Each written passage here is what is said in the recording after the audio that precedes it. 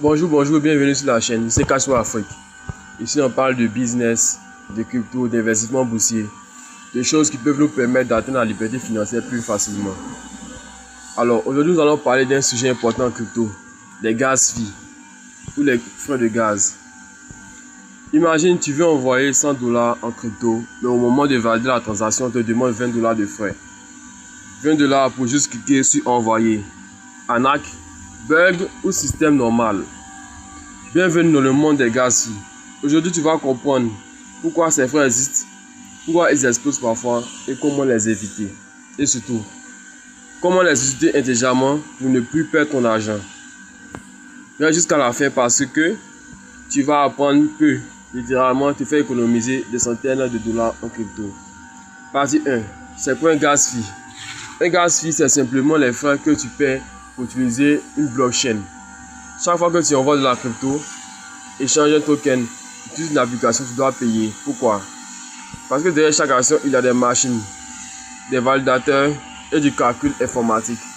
Prenons un exemple simple. Si tu veux envoyer 50 $ à un ami, ce n'est pas instantané. Le réseau doit vérifier la transaction, l'inscrire dans un bloc et la sécuriser. Et ça coûte de l'énergie et du travail dont tu paies. C'est ça le gaz fee. Partie 2. Pourquoi appelle-t-on ça gaz? Pourquoi gaz? Parce que c'est comme du carburant. Sans carburant, aucune transaction ne fonctionne. Imagine une voiture.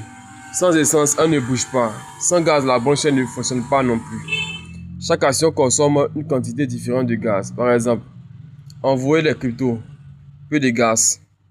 Utiliser un smart contract, plus de gaz. Trader en DeFi, beaucoup plus de gaz. Partie 3. Pourquoi les frais explosent? Maintenant la vraie question. Pourquoi parfois tu paies 1 $ et parfois 50 $?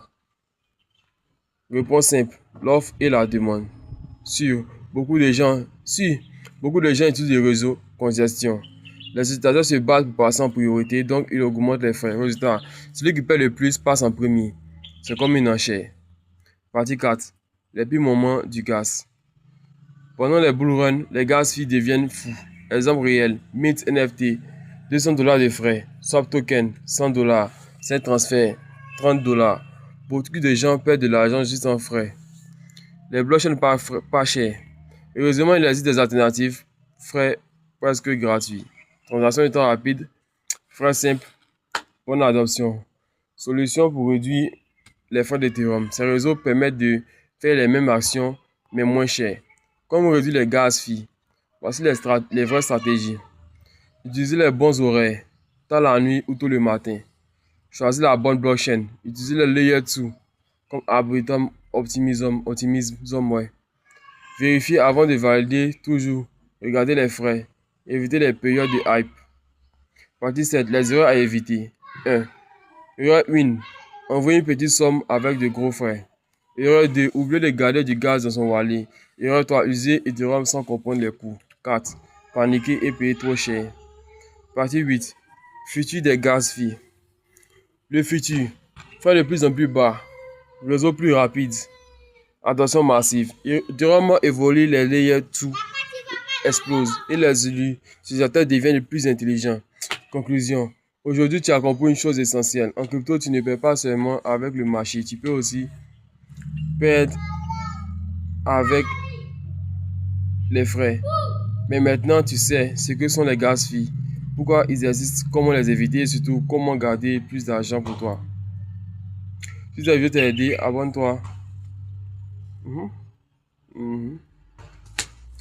Que la prochaine fois, on parle de comment utiliser ton capital en crypto intelligent.